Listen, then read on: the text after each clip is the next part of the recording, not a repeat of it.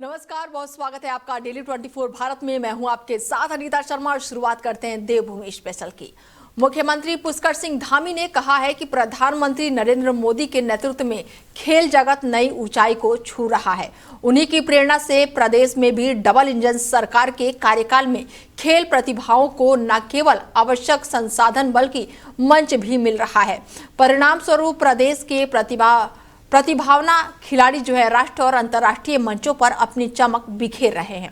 सरकार उत्तराखंड को देवभूमि के साथ ही खेल भूमि के रूप में भी स्थापित करने की दिशा में आगे बढ़ रही है। मुख्यमंत्री पुष्कर सिंह धामी ने बुधवार को ननूरखेड़ा में आयोजित मुख्यमंत्री चैंपियनशिप ट्रैफिक के समापन समारोह में कहा कि खेल आयोजन न्याय पंचायतों और पर्वतीय क्षेत्रों में छिपी खेल प्रतिभाओं को पहचान देने का एक सशक्त माध्यम बन चुका है। उन्होंने कहा कि राज्य में पहले प्रतिभाएं संसाधनों के अभाव में दम तोड़ती रहती थी। सच में वो बहुत अद्भुत है। भाइयों बहनों, ये मुख्यमंत्री चैंपियनशिप ट्रॉफी का ये भव्य समापन केवल एक प्रतियोगिता का अंत नहीं है, बल्कि उत्तराखंड के उज्जवल भविष्य के खेल की शुरुआत है, जिसके आप सभी सहभागी बन रहे हैं। यह आयोजन हमारे गांव-गांव, न्याय पंचायतों और दूरस्थ पहाड़ी क्षेत्रों में छिपी खेल प्रतिभाओं को आगे लाने का एक सशक्त माध्यम बन गया है। खेल महाकुंभ के रूप में जो एक बीज लगाया गया, एक बीज जो बोया गया, वह आज एक मजबूत विशाल वट वृक्ष बनकर हमारे सामने खड़ा है, जिसकी छाया में आज लाखों युवा खिलाड़ी अपने सपनों को।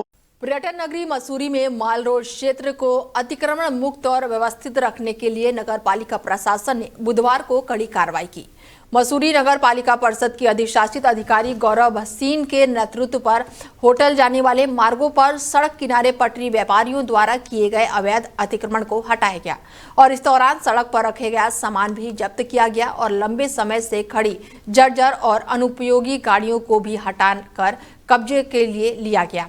क्षेत्रीय निवासियों ने शिकायत की थी कि माल रोड के पास कई मार्गों पर कुछ पटरी व्यापारी बार बार चेतावनी के बावजूद भी सड़क किनारे बक्सा और अन्य सामान रखकर अतिक्रमण कर रहे हैं। इसके अलावा कई पुरानी और खराब गाड़ियां भी सड़क किनारे खड़ी हैं, जिसका ना कोई यातायात प्रभावित हो रहा है बल्कि वहां पर गंदगी भी फैल रही है और असामाजिक तत्वों का जमावड़ा भी लग गया है।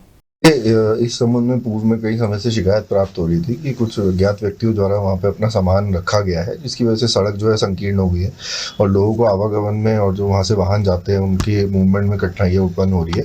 पूर्व में लोगों को अनुरोध किया गया था कि अपना सामान खुद हटा लें, लेकिन जब निरंतर निर्देश देने के बाद भी अधिकतर लोगों द्वारा अपना सामान नहीं हटाया गया, तो आज नगर पालिका द्वारा स्थानीय पार्षद के सहयोग से वहाँ पे अभियान चला करके उस पूरे जगह को जो है साफ कर दिया गया है और जो भी पूरा सामग्री वहाँ से जब्त की गई है वो नगर पालिका में जमा करा दी गई। जी बिल्कुल, इनमें कुछ ऐसे भी पटरी व्यापारी शामिल थे जिनका सामान कसमांडा वाले मार्ग पर रखा गया था और उनको नगर पालिका द्वारा पूर्व में ही स्थान आवंटित कर दिया गया है। तो उनका जो सामान है वो वर्तमान में नगर पालिका लाया गया है और जब भी वो चाहेंगे उस सामान को जो चिन्हित वेंडिंग जोन है वहाँ पे हस्तांतरित कर दिया जाए। संबंध में पूर्व में कई बार विभिन्न माध्यमों से शिकायतें प्राप्त हुई थी कि वहाँ पे कुछ गाड़ियां हैं जो बहुत लंबे समय से कंडेम पड़ी है। पुलिस प्रशासन ने भी इसमें पूर्व में कार्रवाई करी थी, लेकिन जगह का स्थान का अभाव होने के कारण वो गाड़ियां वर्तमान तक नहीं हट पाई थी। लेकिन आज नगर पालिका द्वारा हमारा जो टाउन हॉल के नीचे जगह स्थित है वहाँ पर साफ सफाई करा के पूरी जगह को खाली कराया गया और जो भी गाड़ियां वहाँ से डंप करी गई हैं वो सब नगर पालिका टाउन हॉल के अपने स्टोर में जमा। वहीं उत्तराखंड में मौसम एक बार फिर करवट लेने जा रहा है। राज्य के 5 पर्वतीय जिलों उत्तरकाशी, रुद्रप्रयाग, चमोली, बागेश्वर और पिथौरागढ़ में बारिश और बर्फबारी का असर जताया गया है। मौसम विज्ञान केंद्र देहरादून के अनुसार जिन इलाकों की ऊंचाई 3300 मीटर या फिर उससे अधिक है वहां पर हल्की से मध्यम बारिश हो सकती है। मौसम विभाग के अनुसार अगले 2 दिनों तक पहाड़ों में मौसम का यही मिजाज बना रह सकता है। मैदानी क्षेत्रों में लोगों को फिलहाल राहत नहीं मिलने की उम्मीद है। मैदान में मौसम शुष्क रहेंगे और अच्छी धूप खिली रहेगी, जिससे दिन के समय तापमान में बढ़ोतरी महसूस की जा सकती है। और दूसरी ओर पहाड़ी इलाकों में बादलों की आवाजाही बनी रहेगी और कुछ जगहों पर हल्की बूंदाबांदी भी देखने को मिल सकती है। राजधानी देहरादून की बात करें तो आज शहर में आसमान पर बादलों का डेरा रहेगा और दिन के समय अधिकतम तापमान जो है 28 डिग्री सेल्सियस तक पहुंच सकता है, जबकि न्यूनतम तापमान 12 डिग्री सेल्सियस रहने का अनुमान है। आने वाले दिनों में तापमान में हल्की बढ़ोतरी दर्ज की जा सकती है। वहीं रमजान माह के लिए बीजेपी अल्पसंख्यक मोर्चा ने एसडीएम के माध्यम से ज्ञापन देकर शहर में बिजली, पानी और साफ सफाई की मांग की है।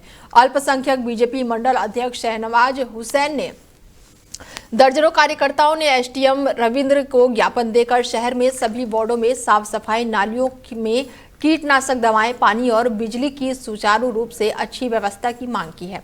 मंडल अध्यक्ष शहनवाज हुसैन ने बताया कि एसडीएम ने संबंधित विभागों को आदेशित करने का भी भरोसा दिया है। मेरे और मेरी टीम की ओर से सभी मुस्लिम भाइयों को रमजान शरीफ की दिली मुबारकबाद।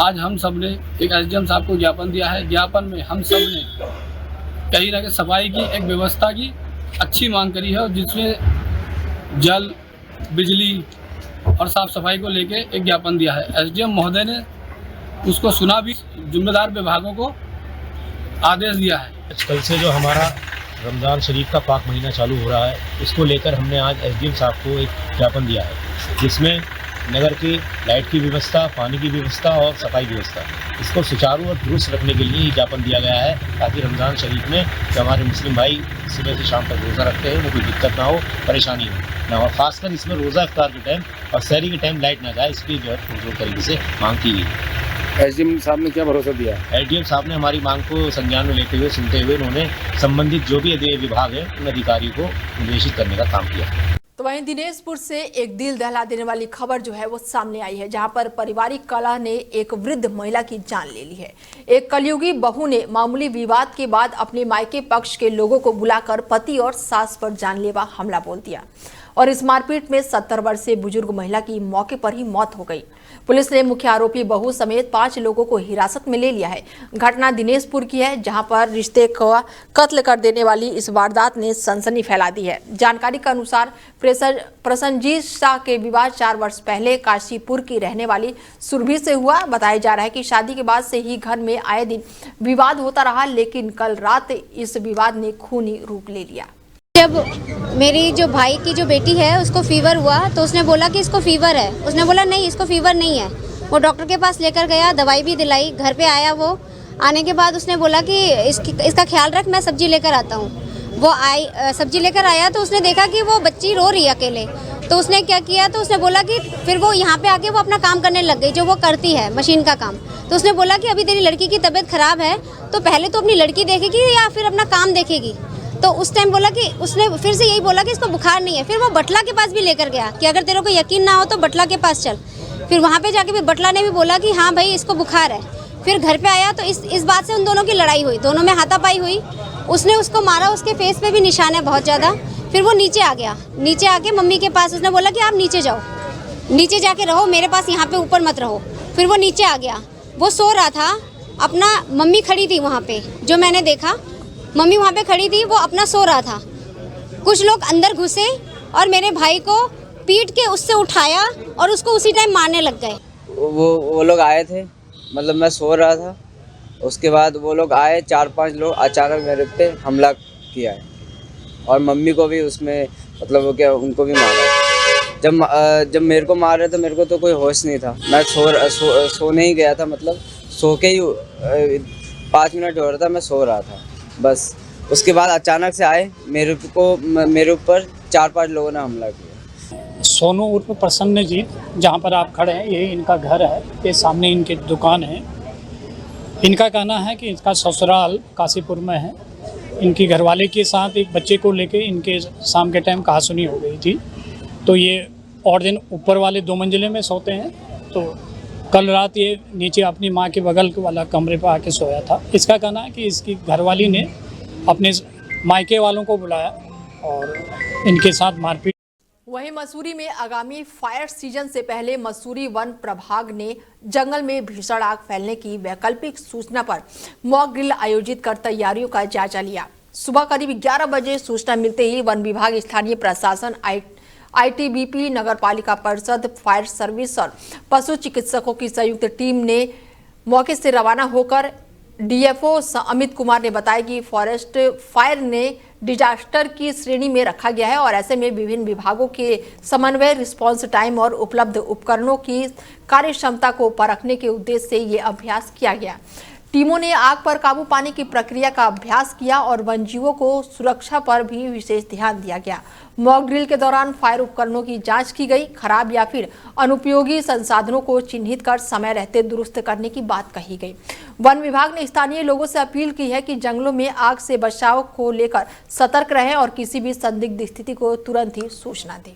आज हमारे फॉरेस्ट फायर क्योंकि एक डिज़ास्टर के रूप में चिन्हित हैं, तो इसके प्रिपरेटनेस और रिस्पांस जो है उसको चेक करने के लिए आज जो है मसूरी में ये मॉक फायर ड्रिल का आयोजन किया जा रहा है, जिसमें लगभग 11:20 पे हमको जो है एक प्राइवेट एस्टेट है उसमें जो है आग की सूचना मिली, जिसके बाद समस्त विभाग जितने लाइन डिपार्टमेंट्स हैं, पुलिस, मेडिकल, बाकी फॉरेस्ट तो है ही, और भी नगर पालिका और सभी विभाग जो हैं यहाँ पे मौके पे हैं।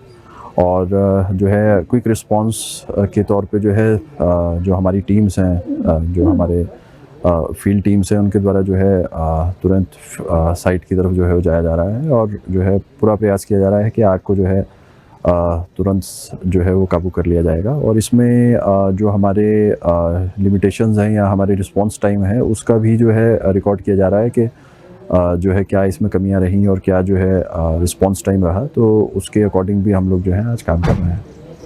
जी, क्योंकि मॉक ड्रिल जो है रियल फायर फाइटिंग जब भी एक्सरसाइज होती है तो मॉक ड्रिल एक उसकी प्रिपरेटनेस जो है उसमें दर्शाती है, क्योंकि हमारे जो फायर टूल्स हैं वो भी क्योंकि फायर सीजन में ही यूज़ होते हैं और बाकी विभाग भी जो हैं उनके पास आवश्यक उपकरण हैं या जो है अगर उनमें कोई सुधार की ज़रूरत है तो उसका भी पता जो है मॉक ड्रिल के टाइम पे लगता है। और साथ ही रिस्पांस टाइम, क्योंकि रिस्पांस टाइम अगर किसी भी इंसिडेंट को कंट्रोल करने में कम होगा तो उसको काबू करना जो है बहुत आसान हो जाएगा। तो रिस्पांस टाइम पे हम जो है इस बार थोड़ा फोकस कर रहे हैं ताकि जो है हमारा रिस्पांस टाइम मिनिमम रहे और जो है जल्दी से जल्दी जो है आग पे काबू पाया जाए। और जिसका इम्पैक्ट जो है, क्योंकि आग कई बार जो है आबादी के भी बहुत पास आ जाती है और इससे आबादी को भी खतरा होता है।